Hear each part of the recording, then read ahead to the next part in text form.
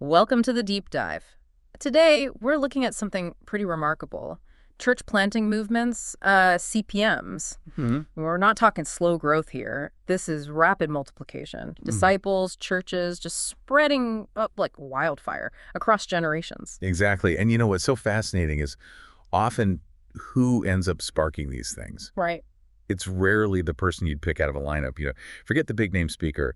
Our research, the case studies, they show God often uses seemingly ordinary people. But in extraordinary ways, that's the puzzle we're really digging into today. Yeah. We've pulled together a lot of material expert observations, real-world CPM examples, and insights from someone folks call a father of modern CPMs. A lot to unpack. Definitely. Our mission really is to pull out the key characteristics of these movement catalysts. We want you to understand what drives these movements and maybe, just maybe, see some of these traits in your own life. Okay, so where do we start? Maybe with what they know, their understanding. Good idea, the head part. Right. Across so many successful CPMs, there's this common thread. They get and they use a simple plan. It has to be simple and reproducible. Focus on multiplication. Yes, focused on evangelism, making disciples, planting churches, but in a way that leads to more generations, fourth generation, beyond. That's the goal. Okay, so simple is key here. It's not some complex 50-page strategy document. No, definitely not. Yeah. It's about core actions, sharing faith, equipping new believers. So they can share their faith. Exactly. And start new faith communities, new churches that also reproduce. You've got to see that multiplication keep rolling. To that fourth generation you mentioned. Right. And often that simplicity is the genius, isn't it? Yeah. Complex plans, they often depend too much on the initial leader. They become bottlenecks.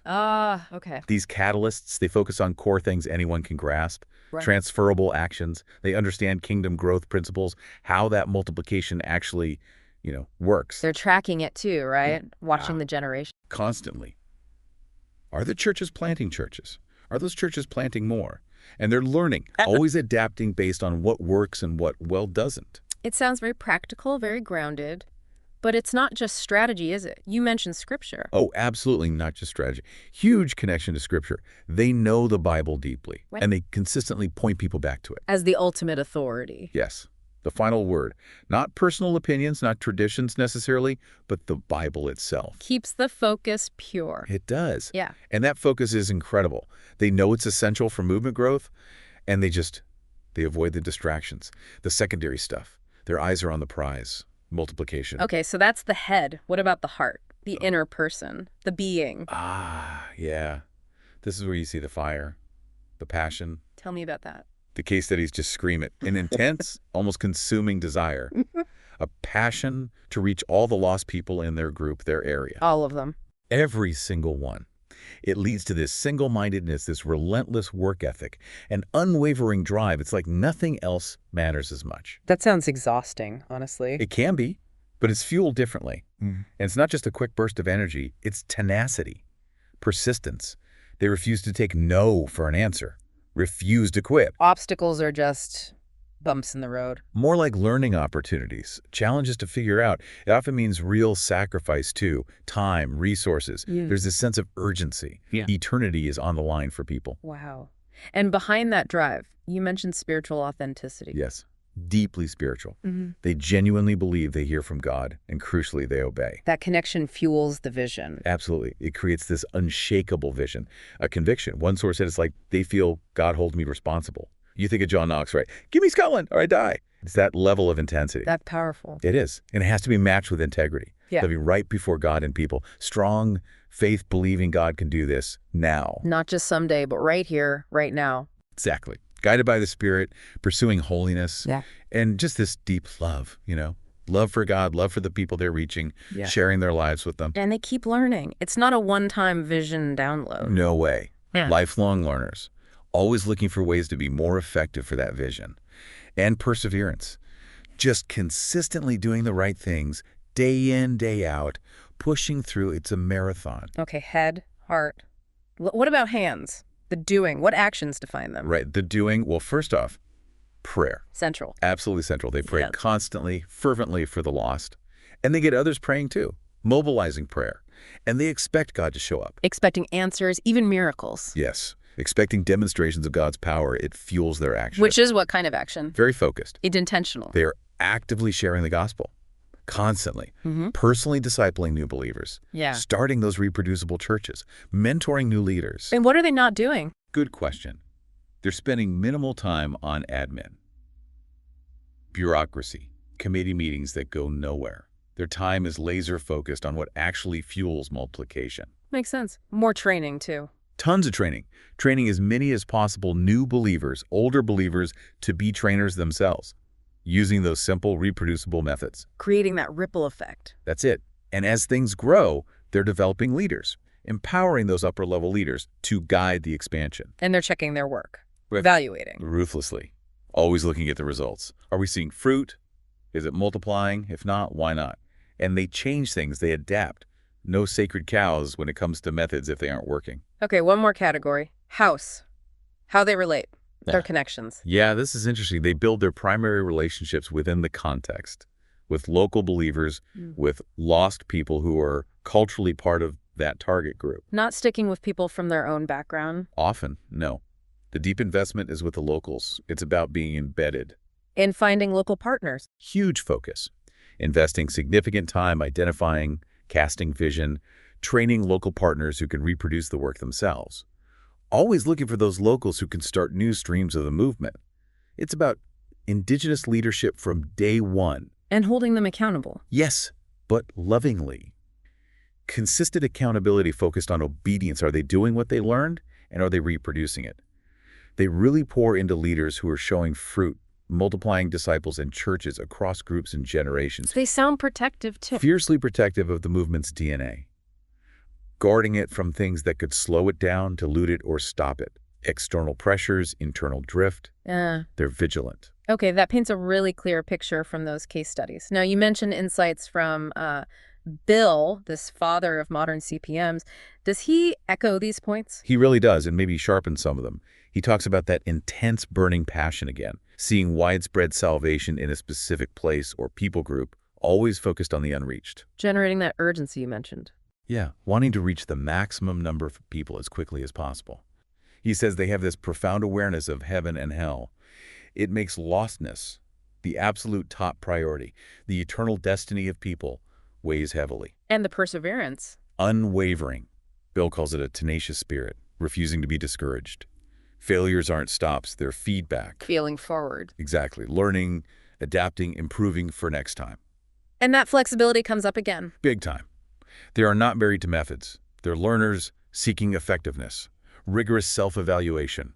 Methods are just applications of biblical principles, right? So they'll change them. Absolutely. Adapt, solve problems, whatever enhances reaching the lost. They're always updating, not stuck in one approach. Bill also mentions self-discipline. Yes, ruthlessly cutting out the fluff, the unproductive stuff, focusing only on what directly contributes to reaching all the lost. He says their ministry is defined almost as much by what they don't do. Interesting. And they're action-oriented, impatient with just talk. They want to implement now. And who are they trying to please? God, not people. Opinions of others don't dictate their plans if they feel God's leading. No. They're not limited by just their own organization's agenda either. So they spend their time differently. Totally. With the lost, with new disciples, using methods that fit that context for multiplication, often ignoring what typical religious professionals prioritize. And experiencing God's power. Personally, deep connection. Expecting God to show up in their lives and the work, living by faith, seeing Him intervene, and they genuinely believe God will save many right where they are, right now. They believe the harvest is ready. Yes, and they're actively looking for those people ready to believe and multiply. Faith for the now. What about work ethic? Extremely high, sometimes uncomfortably high for others. Many had success in secular fields before, so they learned how to work hard and tailor efforts for results. Results-oriented. Intensely, focused on outcomes, willing to do whatever it takes biblically to reach their people. Singular focus on effectiveness. If there's no fruit, they ask why, and they adjust. He also mentions cognitive ability. Yeah, the ability to handle complexity. Movements are intricate. They can track the whole process, new disciples to mature leaders, across generations. It takes mental horsepower. And prayer, again. Foundational, frequent, two-way communication with God, close, daily relationship, essential. And they practice what they preach. Bold evangelists themselves, modeling the behavior they expect, and deeply biblical. The Bible is the standard, the guide for everything. Simplicity, too. Crucial. KISS.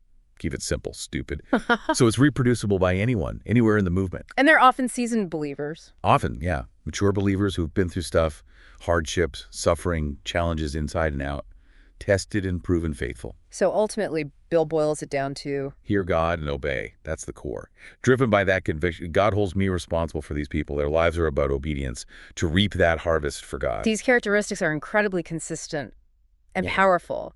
But the source material adds one more angle, doesn't it? Something about violence. Yeah, it's provocative. It references Jesus' words in Matthew 11 and Luke 16, the kingdom of heaven suffering violence or advancing forcefully. And forceful people laying hold of it, or everyone forcing their way in. Strong language. Very strong. And the text connects us to examples in the Gospels. Yeah. People who showed extraordinary determination to get to Jesus and his kingdom. Like who?